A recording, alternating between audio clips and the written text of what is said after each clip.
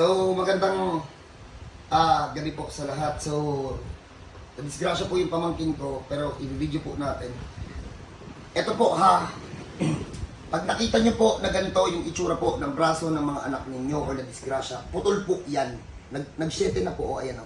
Ayan o, nag-shete na. So, yung crack, ayan o, nag-shete. Ito yung crack mami, ayan o. Wait lang, isa yung... Kinapa mo rin bro? Takot ako eh. Putol eh o. Takot ako pag namamaga na. Tabingi po.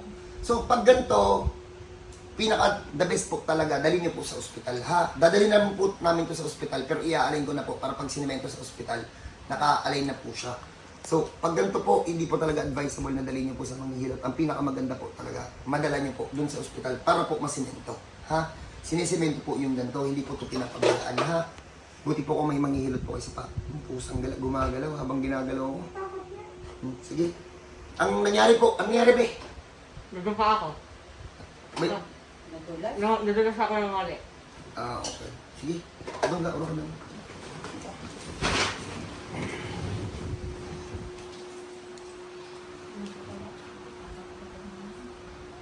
Ano? Huwag mong iurong.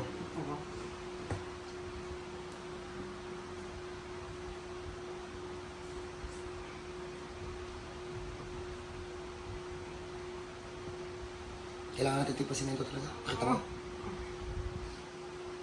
Bali? Bali eh. Oo. Ano? Huwag ka malikot. Okay.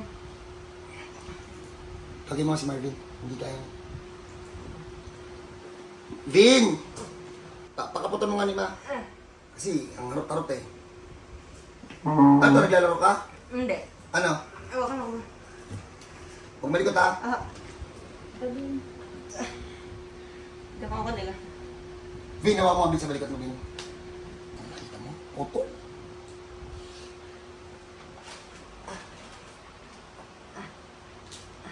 Kaya nga ha, huwag malikot. Sige pa. Sige na. Ewan ka naman eh.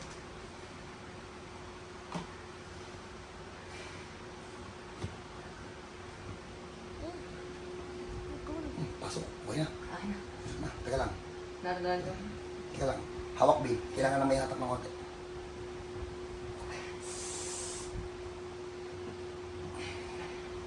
So ulit, hindi po to advisable ha. Kinukorek ko lang po to, dadali po namin to sa ospital. Ito po, pamangkin ko po yan. Ako po mismo yung aayos. So, pag may ganito po kayo, nakita nyo na po nag-shete o may lumubog, putol na po yun sa loob. Dali nyo na po sa ospital. Kailangan po yung isimento ha. Kaya lang po namin to hinihilot para po pag dinala sa ospital, pantay na. Teka lang. Naputol to ma. Dalawang buto na yung naputol ma. Hello! Huwag ka malikot. Pag ganyan makulit ka, panindigan mo yung likot mo. Lang. Huwag ka jump ha. Tingnan mo, mapuputol yung buhon mo. Oh, so kita nyo naman yung pinagkaiba siguro. Ay, ito na siya ngayon. Naialin ko na sa loob. Teka lang ha.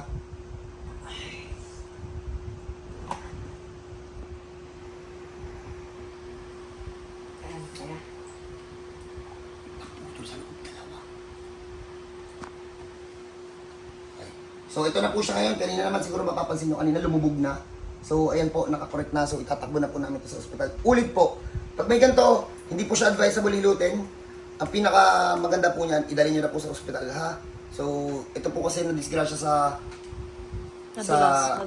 nadulas po sa school. So itinawag po to sa amin ng mga teachers. Sila po dapat magdadala. Sabi ko, wag muna, kami na po bahala. So yun ha. Ulit, hindi advisable yung ginagawa ko ha. Ako lang gusto ko lang talaga nakakorek siya bago siya dalhin sa ospital. Kaya lang mano, wag malikot. Okay na. Relax ha. Okay na. Oo, papapul. Ano? Hindi, ibabalik ko pa eh.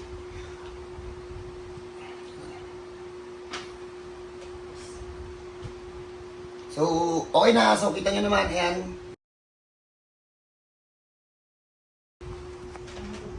Ano, mami? Ano? Antayin siya. So, kanina nakita nyo naman siguro na nakalubog. So, pag hindi kayo marunong manghilot, huwag nyo lang pakialaman kasi baka lalong lumalak ha. So, pag may ganito po kayo, dali na sa ospital. So, paano? God bless sa lahat. Kita tayo. Sa mga magtatanong po kung nasan ako, Antipolo City po. So, God bless po sa lahat. Init.